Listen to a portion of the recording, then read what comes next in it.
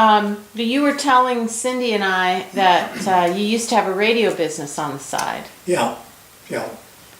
Yeah, I started, I was working for this wholesale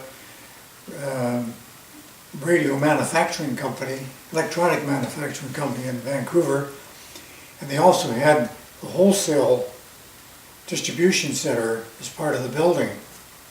So it was offices, commercial sales section, warehouse, and manufacturing section. So I started an apprenticeship there. So I started right at the bottom of the ladder. I was the first one there in the morning, and I had to sweep all the offices, empty all the waste baskets, sweep this commercial area, sweep all the warehouse, clean the toilets, clean the shop up above before anybody came in. I had an hour to do all that before they opened up. And then I was a gopher. Go for this, go for that, pick this up, pick that up, deliver this, deliver that. But all the time I'm doing this, I'm learning about the parts. And I just made it on my side, my mind right there and then, I'm going to learn. So everything I picked up, I wanted to know something about it, which I did. And then they started giving me bench work, build certain little things. Like I built power supplies for fish boats, so that they could get, from the 6-volt batteries, they could generate 120-volt power for their radios. Oh. And built intercom sets and all kinds of stuff like that. So gradually I got to know things. Then I went to Spratshaw School of Radio, and twice a week. But they started at 7 o'clock, and if you didn't get there at 7 o'clock, they shut the door. If you were late, you didn't get in, you missed half the class. One problem we had in that company, there was 3 bosses, and each one had a different idea how something should be done. So one of them come along and tell me, okay, I want you to do this way. So I do it that way. The next guy would come along, what'd you do it that way for? That's no good. I said, well, Mr. Mann told me that's what we wanted. No, that's no good. Do I want it this way? So I change it. Then the third guy would come along and he wanted done something differently. So I finally got fed up with this. It happened so many times. I just told him straight. I said, look, you guys get on the same wavelength. You know, each got a different idea.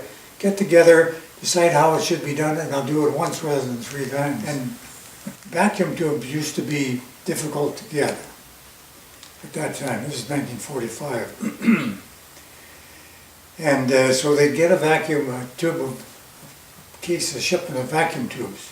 And there were certain ones that were in high demand. So each one of those 3 bosses had special customers. The first thing they would do is they'd be grabbing these special tubes for their customers. And then whatever was left at the company would sell to the rest of the people. Then I got a couple of customers, or 2 or 3 customers, that I used to take stuff to them, and I got to know them really well. They would get fed up phoning these guys trying to get something, so they phone me.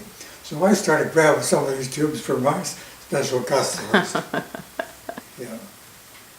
But I built radios, built amplifiers, intercoms, just about anything I could build.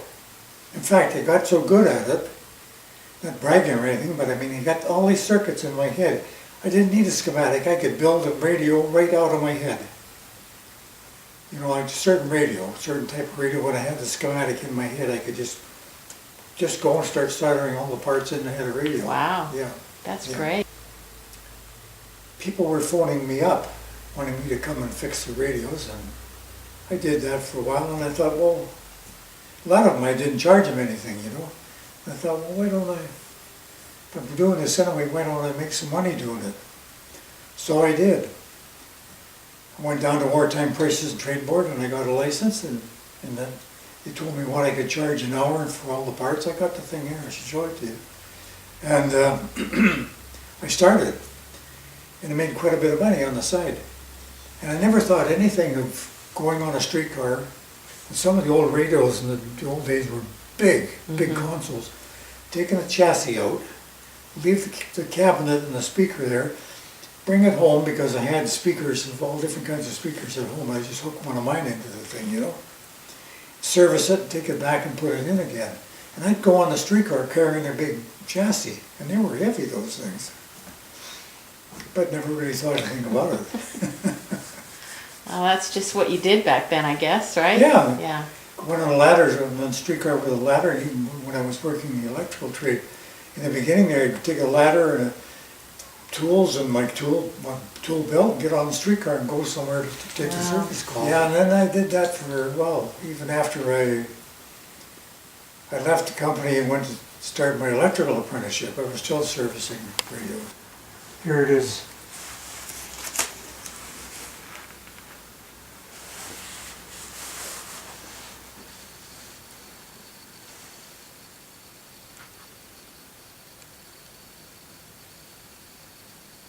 That come out? Mm-hmm. This is what I could charge. It's for parts and labor. I had to keep that posted. Wow, things have changed, huh? Yeah, $1.50 for labor. And then if it was out of town, you could think it was 10 cents more or something. It says, within Greater Vancouver, $1.50. Outside, you could add 10 cents. Bench tests, minimum 50 cents. Auto radio, $1. Midget radio, $3.50.